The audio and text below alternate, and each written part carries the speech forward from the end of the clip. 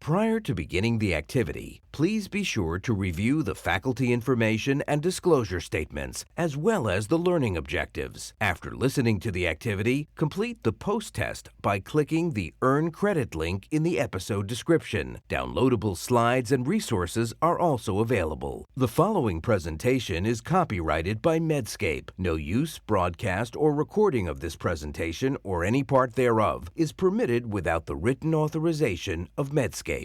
The following presentation is part of a certified educational activity provided by Medscape Education and supported by an independent educational grant from Novo Nordisk. This program is presented by Medscape Education Global. Welcome. My name is Dr. Kim Connolly. I'm the Cardiology Division Head at St. Michael's Hospital in Toronto and the Director of the Keenan Research Centre for Biomedical Science in Toronto, Ontario, Canada. And I would like to welcome you all to this program entitled Lowering the Cardiovascular Burden with Novel Weight Loss Therapies, an expert digest from the 2024 ESC Congress. And joining me today is, of course, Professor Nicholas Marks, who is the Professor of Medicine and Cardiology at RWTH University Hospital in Aachen, Germany. Welcome, Nico. So today, as an overview, we'll discuss the following points. Firstly, we're going to look at some of the latest evidence for cardiovascular risk reduction with novel anti-obesity medications, which was just presented at the 2024 ESC Congress meeting. And then we'll have a discussion for about 7 minutes about what this means for the medical management of patients living with obesity and at high cardiovascular risk. So, Nico, I'm going to hand it over to you now. Why don't you take us through some of the highlights from this year's fantastic ESC meeting in London? Yeah, thanks, Kim. So most of the new cardiovascular related data at ESC were on the GLP-1 receptor agonist semaglutide. So let's start with that. And there was a very interesting analysis from FLOW, the trial that assessed the effect of semaglutide versus placebo in participants with type 2 diabetes and CKD. And this analysis was on heart failure outcomes. And here, semaglutide decreased the risk of composite heart failure events, including cardiovascular death versus placebo, with a hazard ratio of 0.73. This was highly significant. And semaglutide decreased the risk of heart failure events and CV death alone versus placebo. And the effect was consistent regardless of a history of heart failure. And this is, to me, in particular of interest, since patients with type 2 diabetes and CKD exhibited an increased risk for heart failure events. The second analysis that has been presented was a pooled participant level analysis of select flow STEP-HFpEF and STEP-HFpEF diabetes on clinical events in HFpEF and the effects of semaglutide. And across the 4 trials, 3,743 of the 22,282 participants had a history of HFpEF, and in this group of HFpEF patients, semaglutide reduced the risk of the combined endpoint of CV death or heart failure events with a hazard ratio of 0.69. The effect was mainly driven by a reduction in heart failure events, and no significant effect on cardiovascular death alone was seen. And so, in conclusion, semaglutide across these 4 trials in a large population had a beneficial effect on worsening heart failure events alone, which I think is important from a clinical perspective. The third trial was an analysis from the SELECT trial. SELECT assessed the effect of semaglutide versus placebo in a population of patients that were overweight or obese with a BMI of 27 or above and ASCVD. And this was an analysis where the investigators looked at the effects on women and men, and semaglutide improved KCCQ regardless of sex, but reduced body weight more in women compared to men. So the fourth trial that I think was interesting was a retrospective cohort study comparing the incidence of MACE in patients with diabetes treated with tirzepatide or semaglutide. And the results of this analysis suggest that the dual agonist may be even more effective in reducing MACE compared to the GLP-1 receptor agonists. this trial has inherent limitation of a retrospective analysis, but I think it's interesting and hypothesis generating. And I'm anxious to see the results of the SURPACE CVD2 trial that assessed the effect on MACE of tirzepatide versus dulaglutide in patients with type 2 diabetes and ASCVD, and this will be published soon. So looking to the future, phase 2 data presented at ESC suggests that the triple hormone receptor agonist retatrutide significantly improves lipoprotein and apolipoprotein profiles in participants with obesity or overweight, and other incretin-based therapies are at various stages of clinical development, including orforglipron, cagrilintide, and mazdutide. So thanks, Nico. It's really remarkable how we've progressed with the data presented at the ESC from the GLP-1 receptor agonists. Now we're having data with the dual agonists as you presented, and then soon to be triple agonists, which is absolutely fantastic news for our patients who are living with being overweight or obese. So I think now what we really would like to do is put things into some clinical context. So let's throw around a few scenarios and have a bit of a discussion about how folks may want to use this data to actually treat their patients who are overweight or obese and living with atherosclerotic cardiovascular disease. And of course, you were the lead author of the ESC diabetes guidelines, and we presented some data here in folks with diabetes, but also without diabetes. So how are you using this data? Let's say we take the SELECT trial. How are you integrating that into your clinical practice currently? Because I think you've got beautiful guideline data to support the use in folks with diabetes. Now the big area is the roughly 3.5 billion people on the planet who are overweight or obese without diabetes. So if I could get your comments on that, please. Yeah, Kim, that's an excellent question. I think it's important to state that SELECT enrolled patients with a BMI of 27 or above and, for example, coronary artery disease or peripheral artery disease, history of stroke.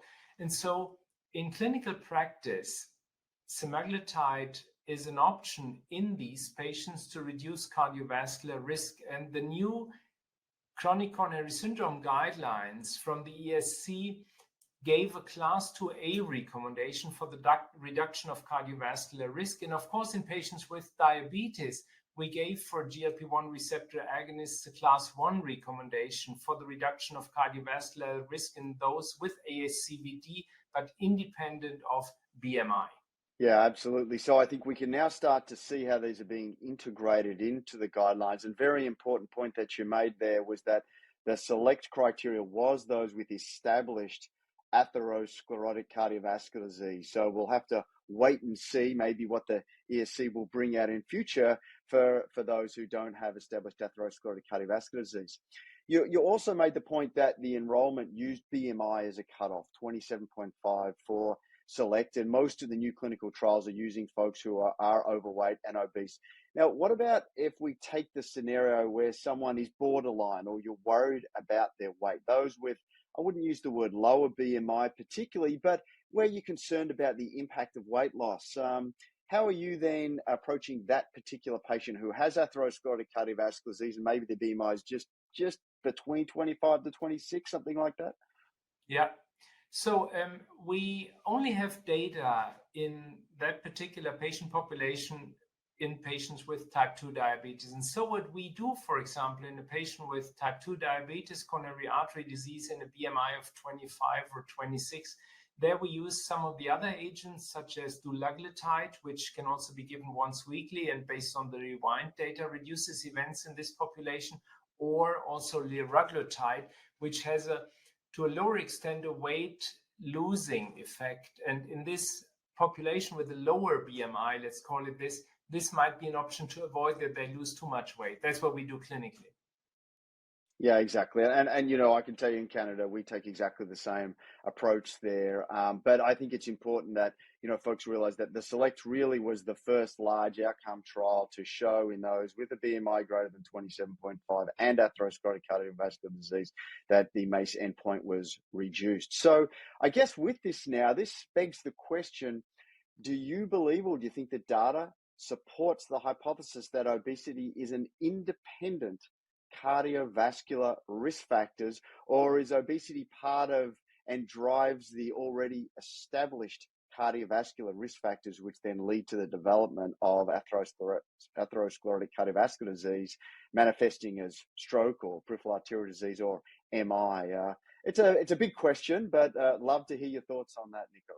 Well, Kim, that's almost a philosophical question, but I think the best data we are having comes from an analysis demonstrating that obesity itself, independent of the presence of other metabolic disorders such as hypertension, dyslipidemia, or diabetes, comes along with an increased risk for cardiovascular events, in particular heart failure. So to a certain extent, it is, of course, independent, but on the other hand, it very often is associated with risk factors.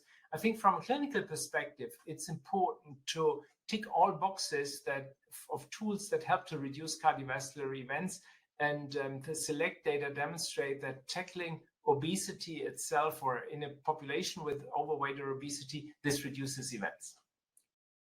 Yeah, I think it's a great answer, because I think in the past as cardiologists, we often measured the weight and might have calculated a BMI, but we didn't actually have any specific data to support a weight reduction strategy. Now we're having emerging data to support that. So if you will, it might be semantics, but I think it's very important that the audience actually monitors and measure it. And it reminds me, I met Mike Linkoff a little while back, and I asked him, why did he use BMI and not other markers? And it was a very simple answer. He said, Kim, this is a practical approach that people get. We know BMI is not perfect, but it's easy to measure and it's established. So I think you presented a lot of data around heart failure preserved ejection fraction, which is very compelling that the weight loss seems to reduce that across the various trials.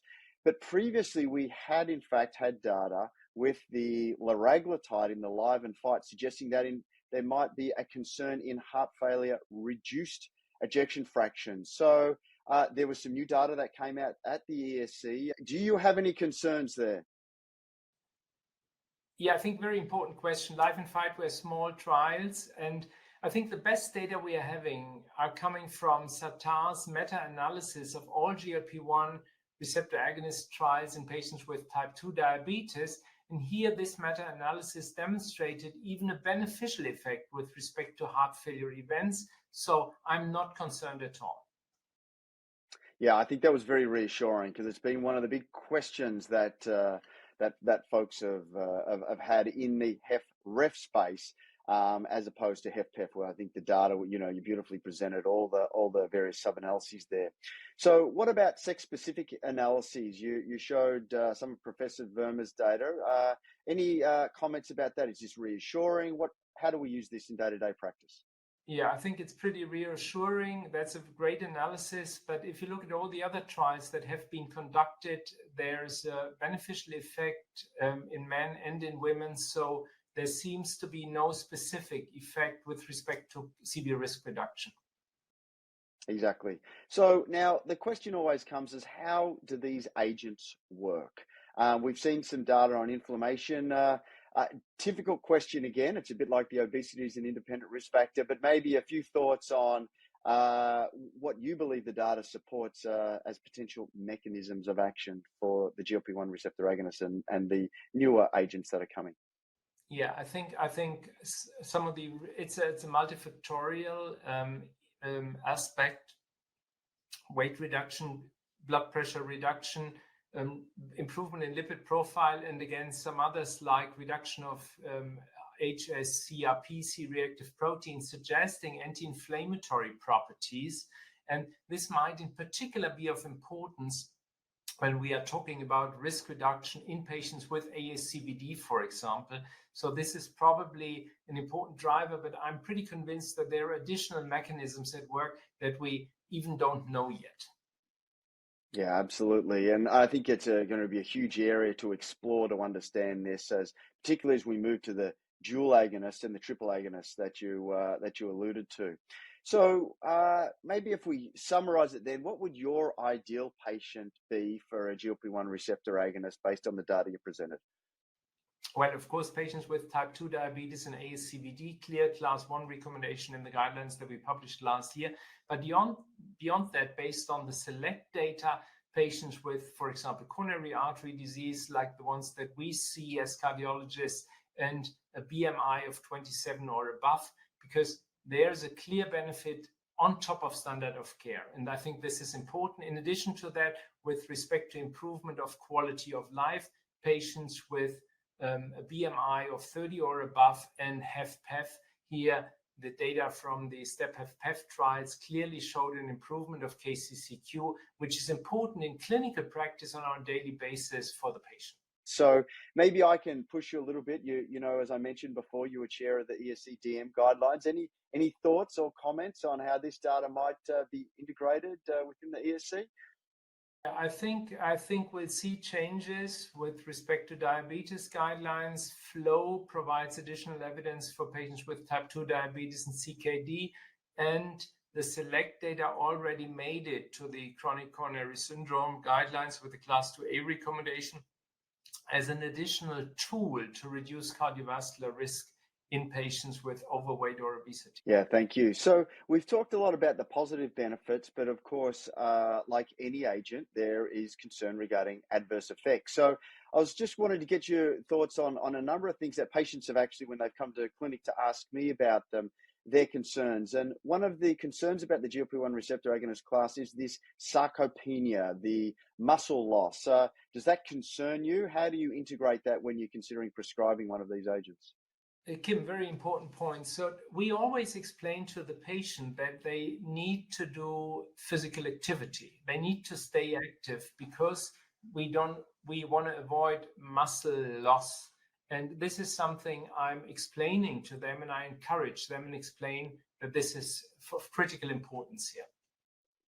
Excellent. Well, the second one is often pancreatitis. Are you using these agents in folks who've had pancreatitis previously? Yeah, no, we don't use it in these. And very important, with these agents, and that's established, there's always a slight increase in pancreatic enzymes, but there's no need to measure them on a regular basis, only if patients come with symptoms, but otherwise no need. But again, as you mentioned correctly, I don't give it to patients with a history of pancreatitis. Thank you. And the third one that follows on from that is we know these agents reduce gastric emptying, and there has been a concern pre-anesthetic. What should we do? Do we stop the agents? The American Anesthesiology Society came out with a recommendation last year. How are you practically integrating this?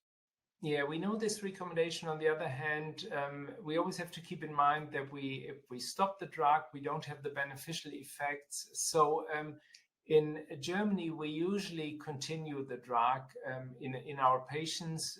The once weekly drugs, those on a daily basis, we of course stop on the day of surgery. Yeah, and that's what we've been doing as well. And I have to say, with very few adverse effects, basically none in my hands. So I think it's very reassuring.